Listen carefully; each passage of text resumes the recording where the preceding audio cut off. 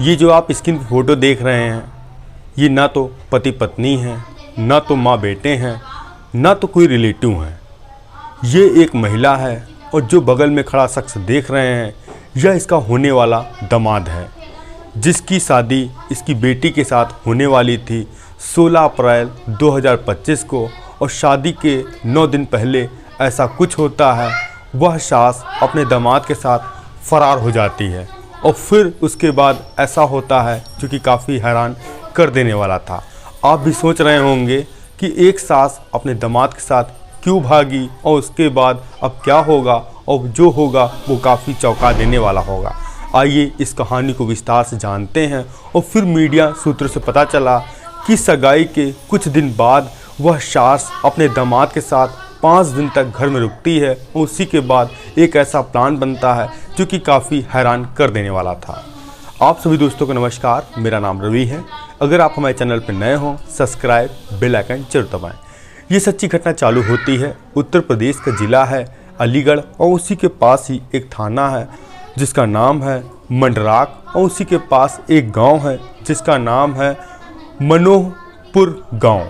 यहीं का रहने वाला जितेंद्र, जिसकी से आज से लगभग कुछ साल पहले यानी 2004 में शादी तय होती है अनीता नाम की लड़की से। शादी होने के बाद सब कुछ ठीक ठाक होता है और 1 साल बाद तभी जितेंद्र के वहाँ एक बेटी जन्म लेती है जिसका नाम रखा जाता है शिवानी। उसके कुछ सालों बाद उनके वहाँ 2 लड़के और होते हैं, कुल मिलाकर 1 बेटी 2 बेटा। और अभी 2015 में जितेंद्र पहले तो गांव में ही रहकर काम धंधा करता था, और तभी जिसके गांव के कुछ लोग गए थे बेंगलोर में काम धंधा करने के लिए। और तभी वह अपने दोस्तों से कहता है क्यों ना मैं भी बाहर चलूं, वहां पर कुछ ज़्यादा पैसा मिलेगा तो मैं अपने परिवार वालों का खर्च अच्छे तरीके से चलाऊंगा। अब जो जितेंद्र था निकल जाता है बेंगलोर में, और पहले तो वह छोटा मोटा काम धंधा करता है, फिर वह कपड़ों का फेरी लगाने का काम करता है जिसका काफ़ी ज़्यादा अच्छा पैसा मिलने लगा था। और वह 3 से 4 महीने बाद अपने गांव आता था, अपनी पत्नी के लिए पैसा लेकर आ देता था, और जो उसकी बेटी थी वह पढ़ाई कर रही थी, और जो उसके दोनों बच्चे थे वह भी स्कूल जाते थे। मानो परिवार बहुत ही ठीक ठाक चल रहा था, हंसी खुशी सब चल रहा था। तभी अब जो पिता था जितेंद्र और उसकी बेटी धीरे धीरे बड़ी हो चुकी थी, तभी उसने सोचा क्यों ना अपनी बेटी के हाथ पीले कर दिए जाएं, और जो उनके दोनों बेटे हैं 4 से 5 साल में वो भी शादी करने के लिए आ जाएंगे, तो आखिर सबकी शादी एक साथ कैसी होगी। अब जितेंद्र ने अपने रिश्तेदारों से कहा कि कोई अच्छा लड़का हो मेरी बेटी के लिए बताएं, और मैं अपनी बेटी की शादी करना चाहता हूं।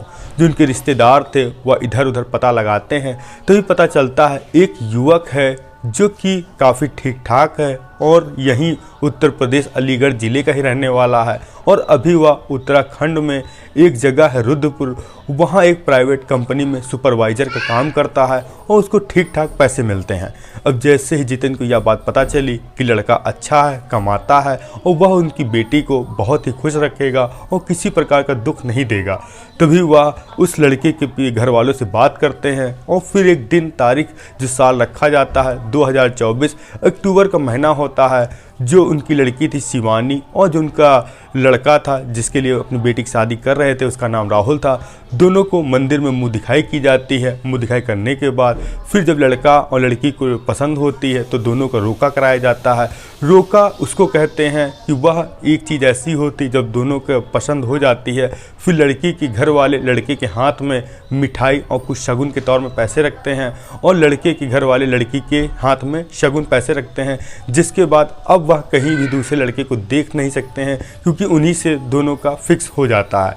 इसके बाद सब कुछ ठीक ठाक चल रहा था। जो जितेंद्र था वह दोबारा चला जाता है बेंगलोर में, वहाँ पर फिर पैसे जुटाता है अपनी बेटी की शादी के लिए, और तकरीबन 3.5 लाख रुपए कैश हुआ जमा करता अपने घर में, और 4 से 5 लाख रुपए के जो सोने चांदी के चीज़ें थी देने के लिए वह सब इकट्ठा करता है। अब धीरे धीरे शादी की तारीख नज़दीक आ रही थी और इधर जो जितेंद्र था वह आ चुका था अपने घर। अब यहाँ पर कार्ड सब छप गए थे, देने के लिए सभी जगह जा रहे थे जितेंद्र। तभी 8 अप्रैल 2025 को सुबह के तकरीबन 9 बज रहे थे।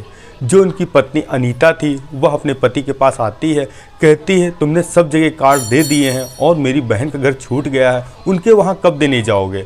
आज समय ठीक है और कोई काम तुमको है नहीं, आज मेरी बहन के वहाँ कार्ड देने तुम चले जाओ। अब जितेंद्र नाश्ता पानी करते हैं और जो कि उनकी सड़वाइन थी, अपनी सड़वाइन के वहाँ कार्ड देने के लिए जाते हैं, जो कि 20 से 25 किलोमीटर दूरी पे था, वहाँ देकर आते हैं। जो आसपास की रिश्तेदारी थी वहाँ भी देते हैं और उसके बाद शाम के तकरीबन 7 बजे पहुँचते हैं अपने घर। और घर में पहुँचने के बाद कहते हैं अपनी बेटी से कि माँ तुम्हारी कहाँ है और वह दिख क्यों नहीं रही है। तो बेटी कहती है माँ बाज़ार गई हैं कोई काम से, क्योंकि सामान वगैरह लाना होगा शादी का, तो इसीलिए वो आ जाएंगे।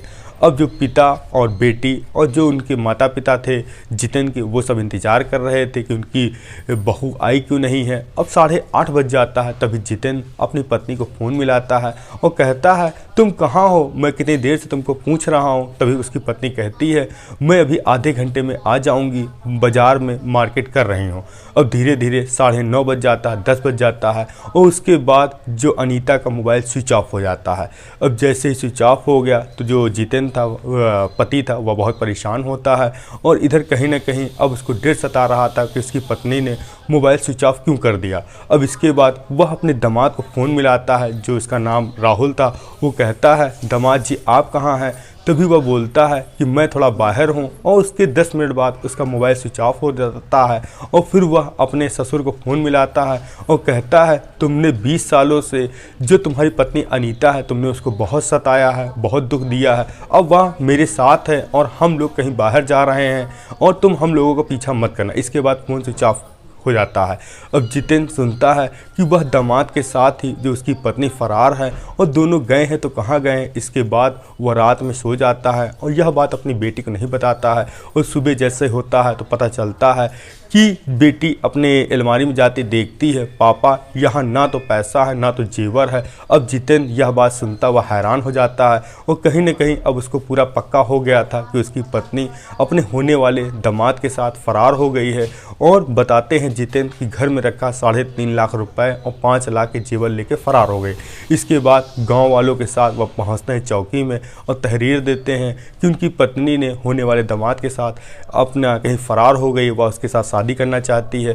तभी पुलिस वाले कहते हैं कि तुम्हारी पत्नी जो है वह बालिग है, अगर वह शादी करना चाहे कर सकती है क्योंकि वो दोनों बालिग हैं। और कहा जाता है कि अगर वह पैसे जेवरात लेकर गई है तो वह उसको देने पड़ेंगे, नहीं तो उसको जेल तक जाना पड़ेगा। और इसके बाद जो उसकी बेटी थी वह यह सब सुनने के बाद बीमार हो जाती है। जब मीडिया वाले पूछते हैं कि आप इस बारे में क्या कहेंगी, तो शिवानी कहती है मेरी माँ कहीं भी रहे या कहीं मर जाए, मुझसे उससे कोई मतलब नहीं है।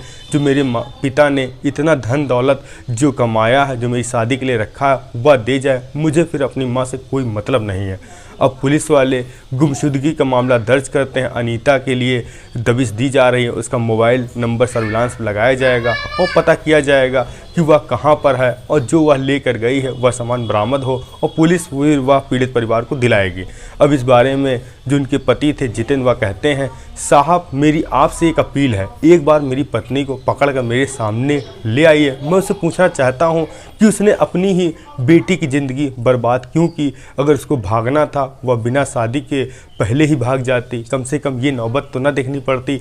आज हमारी गांव में कोई भी मतलब सब हंसी उड़ा रहे हैं और हमारी कितनी बेइज्जती हो गई है, मुझे ही पता है, मुझे इंसाफ चाहिए, इसके लिए आप कुछ भी करें। अब पुलिस उनको दबिश डाल रही, जल्द ही वह दोनों पकड़े जाएंगे। उनसे फिर और मामला खुलेगा कि आखिर उस सास ने अपने दामाद के साथ वो क्यों भाग के गए। अब इधर पता चलता है कि जो जितेंद्र बताते हैं कि शादी के कुछ महीने बाद ही जो मेरी पत्नी थी उसने अपने होने वाले दामाद के लिए एक मोबाइल फ़ोन गिफ्ट दिया था, जिससे वह अक्सर 12 से 14 घंटे तक लगातार बात किया करती थी। और जब उसका पति फ़ोन मिलाता था तो कहती थी तो मैं दामाद जी से बात कर रही हूँ। तभी 1 मार्च 2025 को जो राहुल था उसका दामाद, उसकी तबीयत ख़राब हो जाती है और उसकी सास देखने के लिए जाती है उसके घर। बताते हैं 5 दिन तक वह अपने दामाद के साथ रुकी थी, वहीं दोनों में संबंध बने। संबंध फिर इस कदर आगे बढ़े कि उस दोनों ने मिलकर भाग के दोनों फरार हो गए हैं। अभी ये नहीं पता है कि दोनों ने शादी की है या नहीं की है। हालांकि जो सास है वह अपने होने वाले दामाद के पास में ही है। और पुलिस को लास्ट लोकेशन भी उत्तराखंड की मिली है। उत्तराखंड वह जगह है जहां पर राहुल रुद्रपुर ज़िले में प्राइवेट नौकरी सुपरवाइजर के पद में करता था। आपका कुछ भी सुझाव तो कमेंट माध्यम से दे सकते हैं। मिलते हैं नई कहानी नए स्वाद। जय हिंद, जय भारत।